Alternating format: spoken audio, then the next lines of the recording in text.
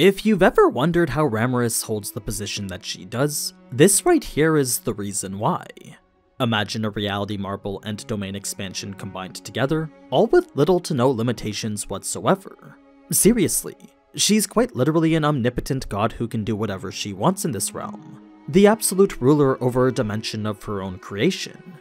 This is the power behind one of the coolest things I've ever seen any isekai protagonist do, and it's a large part of what I want to talk about in this video here. So, in addition to the Labyrinth and the details left out from its creation, here's Mazecraft and why it's one of the most OP skills out there. But first, just in case you haven't yet seen these before, we did launch 2 more teas as part of the slime-inspired Genesis collection. Subtle designs just like the first, both with nods to Benimaru and Shion this time. They're all printed on these 100% cotton box tees and available worldwide as we do ship everywhere. They're honestly the best designs I think we've made yet, and I genuinely can't wait for you to all see them in person. So if you want to secure those alongside the original, be sure to check out the Mugen webpage with the link below. But anyway, Mazecraft, the skill responsible for creating Tempest's Labyrinth and an ability so OP that even Rimuru is constantly shocked by what it can do. It was as soon as he understood the full scope of what it was capable of that he decidedly concluded, in terms of defense, Ramiris' Mazecraft couldn't be more superior. There was just so much power behind the ability to have unrestricted control over everything. Power that gets more ridiculous the more we talk about it. So, what is it that Mazecraft does exactly? Well, it's an intrinsic skill that makes Ramiris the supreme god of any labyrinth she's created. It can be as big or as small as she wants, and anything within or even around it then becomes subject to her absolute authority. Anything alive and conscious she first requires their permission to, but anything non-living she can control any which way she wants. What this means is that, before gaining control over those which have a will of their own, they first need to understand what they're walking into is a labyrinth. Unless they acknowledge that this is what they're doing, Ramiris can refuse their entry and block anyone from traversing her labyrinth. It makes it so the people who enter are the people who want to, and by doing so they're effectively giving Ramiris that permission she requires. So, permission wasn't so much this formal contract, but rather the simple mindset of knowing what you were walking into. That being the case, you couldn't carry someone who was asleep into the labyrinth since the person sleeping wouldn't know they were entering one. If they were awake and you were trying to forcefully drag them in, Ramiris would simply resist and make it impossible. As for everyone else, it's the moment they take their first step in that they've essentially agreed to Ramiris' conditions and accepted her rule over them. They'd become subject to a fearsome authority that seemingly knows no boundaries. Sometimes that power could extend even beyond the labyrinth, since say there were adventurers simply hovering by the entrance, Ramiris could take their weapons and armor without them even giving her permission. If their equipment had consciousness, then that was a different story, but anything else was hers for the taking. So, if a power like that was available even outside her labyrinth, I'm sure you can imagine what it is she can do within. It's something Rimuru was curious to figure out himself, so he decided to go and ask her 5 follow-up questions.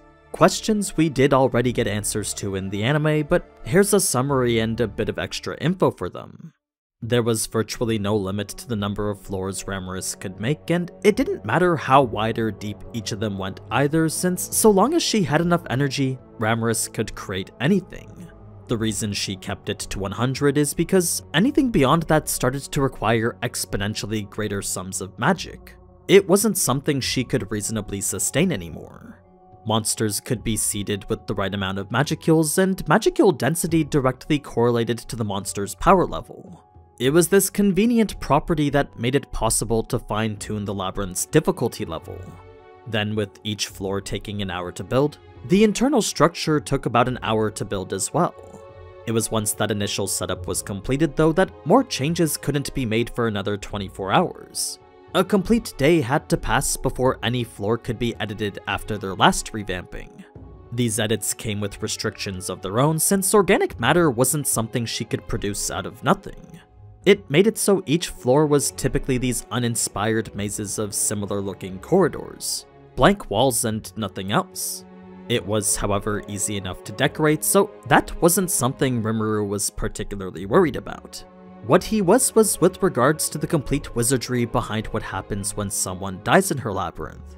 Rimuru didn't understand it himself, but whether it be a monster or human, so long as Ramiris was aware of it, she could revive anyone. It's the reason she requires their permission before entering, since by accepting her rules, it allows her to keep very close tabs on their status. She didn't like being responsible for other people's deaths, so in the past when some unlucky adventurer did die, she'd simply revive them then send them on their way again. It's exactly what she would have done had Rimuru lost to that golem all that time back. Reviving did require quite a bit of magic though, so in the case there was something like an entire party that got wiped, it was far easier to resurrect them using her revival equipment. They were special items that returned the dead alive outside the labyrinth, the basis for the bands we see her make later on in the anime. Fast forward now to the labyrinth's construction, and that's where we see firsthand the separation between the real world and the labyrinth dimension. Though exactly the same to how it was in the real world, the floor the beast folk now live on is on a completely separate dimensional space, one that is linked to the outside, so a day-night cycle was already pre-established, and weather like rain can be produced whenever Ramiris wants. The rest of the floors aren't so livable, since that's the dungeon Rimuru is trying to make. As he describes it himself, what he wants to create is a real-time, real-life strategy game. A theme I'm sure we all picked up from the way that he designed it, but to properly confirm his intentions, this was what he was going for. A dungeon filled with loot that got harder the further you progressed it. I don't know about you, but to me the whole thing seems pretty much like a roguelite, especially when you consider how floors can be interchanged with each other and individual floors can be modified every 24 hours. Where Rimuru takes this one step further is the way that he uses Veldora to populate it. You see, if Rimuru's the architect and Ramiris the builder, then Veldora's the power supply keeping everything running. It's his magicules which support everything that makes this labyrinth a dungeon. The word Rimuru chose was actually Overlord, but that was just a cool sounding term to get Veldora interested. I also like to think it was the author making a reference. In any case, this wasn't so much about Veldora being the final boss, but was rather just a good excuse to get him to release his aura. Reason being that the only thing standing between Tempest and a mass casualty event was literally Veldora's willpower and nothing else. It was far too dangerous to stake so many lives on him alone. Like, had he lost control and released it anywhere even remotely close to Tempest, such a high concentration of magicules would kill anything below the B rank instantly. And to Rimuru, that was pretty much everyone outside his personal administration. So, by having Veldora release it here in Ramiris' domain, the isolated space she'd created meant the magicules wouldn't leak at all. It was impossible for them to cross from the labyrinth dimension into the real world. This was shortly after all the floors were finally built, then it was after that that a lot of the more intricate details were worked out. Things like the block system which rearranged the order and format of floors, then save points every 10 floors which made use of Rimuru's spatial motion. These were literal checkpoints adventurers could always restart at, and they would be there for any person killed during their expedition. That or those who were returning to continue a previous one. Either way, death was a core part of the whole experience. Whether it was a boss being slain or the adventurers themselves, Ramiris' mazecraft could revive either. So long as they were a consenting part of her realm, she was pretty much free to do absolutely anything with them. Of course, that all changed if she herself was killed, but in a rare case like that, then everything would disappear. Aside from that, any and all servants would get revived at a save point, and a servant was anyone with whom she'd forged a pact with. They were those who she simply agreed to the presence of. So, once again, Rimuru was blown away by just how powerful such a skill was, since it essentially made her and her minions invincible. Sure, that only worked on those who were part of her world, but that alone was incredible regardless. It enhanced Beretta and Trainee to a level Rimuru couldn't even imagine. Trainee was already strong in the real world, but with that small minor addition of becoming immortal, Rimuru was sure that not even Benimaru or Shion could beat her. That's just how game-changing such an attribute was. Now, automatic resurrection worked fine for Trainee and Beretta, but when it came to doing so for hundreds or thousands of people, to keep track of each simply wasn't possible. Remember, a person can only revive if Ramiris wants them to. If you stumbled into the labyrinth, died, and Ramiris didn't know you died, then odds are you wouldn't be resurrected ever. So in order to fix what was nothing more than a scaling problem, Ramiris went and created those bracelets we saw. Magical items that automatically imbued people with the immortal attribute. She had also created return whistles too, which, just like an escape rope, immediately returned adventurers to the surface. They were two items that were essentially just Ramiris' power in physical form. Power Rimuru wanted to replicate for himself, but to his displeasure unfortunately couldn't. Whatever it was that made Mazecraft intrinsic to Ramiris, it was unique to her and only her. Now, it's because a lot of the inner workings weren't yet set up that Veldora's Magicules could hit pretty much everywhere. The lack of walls and corridors meant the Magicules could reach every corner evenly. Then with ducts and stairways connecting each floor to the next, the Magicules could reach the floors above no problem. In fact, Veldora's Magicules were so incredibly dense and potent that at 50 floors up, the concentration of them was still higher than the deepest parts of the cave he was sealed in. So, if back there you'd find A-ranked Tempest serpents, I can only imagine what next level monsters would be created now. It was just a matter of time until some heavy-hitting juggernauts spawned. In any case, this was all beneficial to understanding the very nature of Magicules, since to have access to such a dense and constant supply, it opened up avenues for research that Rimuru had never even thought of before. It was turning out to be a much more vital asset than Rimuru had initially planned it to be, so much so that he didn't think trainee alone was enough to protect it. This was partially why he gave Beretta to Ramiris, since to have her there too made Rimuru a lot more comfortable.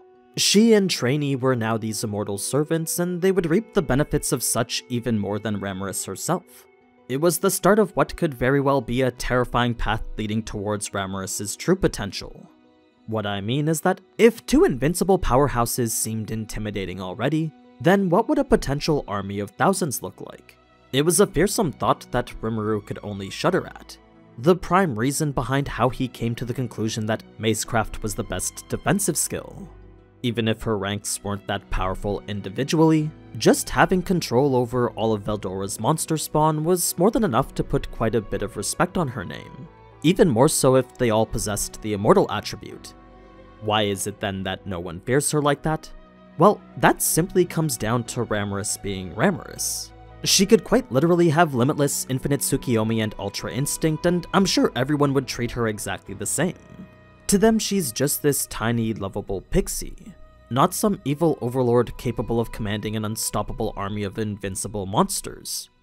Well, at least that's what Rimuru thinks anyway. It was after this that the floors started to be filled in, and it was about as daunting as you might think it was. I mean, when you have to build a maze within an area 800 feet side to side, it was only a matter of time before something like that got boring, especially when you had to do it 99 times after. For context on how big that actually is though, imagine a maze the size of Tokyo's baseball stadium, then imagine that repeated 99 times downward, getting smaller in an inverse pyramid formation. That's the estimated space that Rimuru was dealing with here. If we were to look at floor 1 specifically though, this was best described as the demo area. A tease of what's to come below, and a level not so hard that beginners wouldn't be able to traverse it. Sure, it may still be slightly challenging, but with the hallways wide, passageways clear, and monsters weak, Rimuru made it very difficult to get stuck or lost anywhere. It was intended to ease adventurers into the adventure of it all and build excitement towards what to expect later. There was, however, the caveat of it being rather big, so Rimuru was worried people might spend time mapping the floor only to find nothing. To him, the worst case scenario was for people to start dissing the labyrinth without exploring further, a concern he hoped would be mitigated by monster drops and magic crystals. That beginner layout stayed the same all the way to floor 5, then on floor 6 and below is where things got trickier. Not enough that anyone should die, but it was here that some of the more simple traps would be introduced. To give you an idea of what some of these traps were, if it was possible to imagine, then Ramiris could create it. It was pretty much everything you'd expect in Elden Ring or a Dark Souls game. This included poison arrows in swamps, floors that both moved and rotated, bladed wires barely visible, pitfalls and mimics, exploding chests and magic traps, closed rooms, dark areas, narrow areas, and special areas. A lot of these weren't even that bad alone, but when combined together, it could make for quite the impossible scenarios. Interesting challenges of strength, agility, wit, and fortitude. For ones that tested your knowledge like the closed rooms, if you're wondering how that was even possible, well, in addition to being able to create any physical object she wants, Ramiris' magic can also control the air composition too. So, if Rimuru wanted a room that was limited in oxygen, the only thing he needed to do was ask. Like, even now when they were 100 floors deep, Ramiris' power made the air here no different from how it was on the surface. It was another reminder of how crazy her mazecraft skill is. So, these were the traps one could expect, but the more hard ones wouldn't appear until after floor 10. Floors 6 to 9 were still intended to ease everyone into it, since if the beginning was too hard, then people would be discouraged from trying again. Floor 10 was when the training wheels came off though, since the Guardian there was, in Rimuru's own words, kind of strong. He hadn't decided who exactly he was gonna put there yet, but it definitely wasn't going to be a pushover. The ideal candidate was a monster ranked around the B level. These floor bosses got special equipment of their own since the circumstances of their life was a bit different from the adventurers. You see, as unintelligent monsters not capable of understanding permission, every boss was given what's called a resurrection collar. It was an item that let the wearer be resurrected without having formed a pact with Ramiris. This was the perfect item to ensure the floor boss was always present, but when you really think about it, it's actually pretty messed up. Like, imagine coming to life then being forced to fight to the death over and over again. You can never escape the constant loop of death because every time you do die, Ramiris just brings you back again. It's almost like a sick form of torture where not even death was an escape. That's just me thinking about it from the monster's perspective, but from a business side it's more than perfect. Aside from that, the fact Ramiris could bestow such power into items was a wonder in and of itself. It seems her skill lets her change the effects of any item she wants. But anyway, the boss room was the entirety of floor 10, which allowed for complete safety after the boss was defeated. Loot was rewarded randomly from a chest after, then a door would open leading to the next floor. It was after this that one could start to find hidden areas and chest traps, then so on and so forth as difficulty scaled with depth. By the end, the finished product was something far beyond ruthless. It was a level of difficulty that even Raphael found to be a bit much. When considering the skills of the average adventurer, the crafty traps and legion of upper-level monsters provided an experience that made Vicious seem tepid. There was a good chance that the later difficulty wasn't balanced at all, at least not for those who you would consider average. Now, the dragon bosses are something I actually want to talk about in a separate video, so aside from knowing that they reside in floors 96 to 99, the only other thing worth mentioning is the operational stuff, specifically the loot buyback system that Rimuru set in place for everyone. Since a guild outpost didn't exist yet in Tempest, Rimuru decided he was gonna set up one of his own. He didn't want people to have to travel to Blumend just to sell some gear. So what he did to prevent that was establish what was pretty much a pseudo-guild, a convenient place where adventurers could sell their rewards at a discount. It may not be standard market price, but if they didn't want to leave Tempest, then this was the only option they had. It was a clever way to cycle money back into the economy, all while making savings from the price differential. Other installments included in Labyrinth vendors, the bulk of which would either be basic food or healing potions, both obviously marked up due to their convenience. There were a few other business ideas Rimuru had as well, but that was the majority of what he implemented. So all in all, this is probably one of the coolest things I've ever seen any isekai protagonist do. It's a feat that goes beyond just being powerful and extends further into a world of its own. I mean, it's as if Rimuru just created his own little Danmachi universe. It was pretty awesome to see something like this come to life, and I'm glad they did a deep dive into how they did it. I still think the Resurrection Collar is pretty diabolical, but aside from that, the logistics, business, and adventure are all just fun. It was an entertaining topic I thought you all might have wanted to know more about. But yeah, that's this week's deep dive into some more Tensura lore, and I'll be back next week with a certain character's power profile. Until then, don't forget to check out the slime-inspired Mugen teas. They'll be available for a limited time using the link down in the description. But anyway, as always, thank you so much for watching, and if you enjoyed this type of anime content, then you already know what to do. So, until next time, ciao!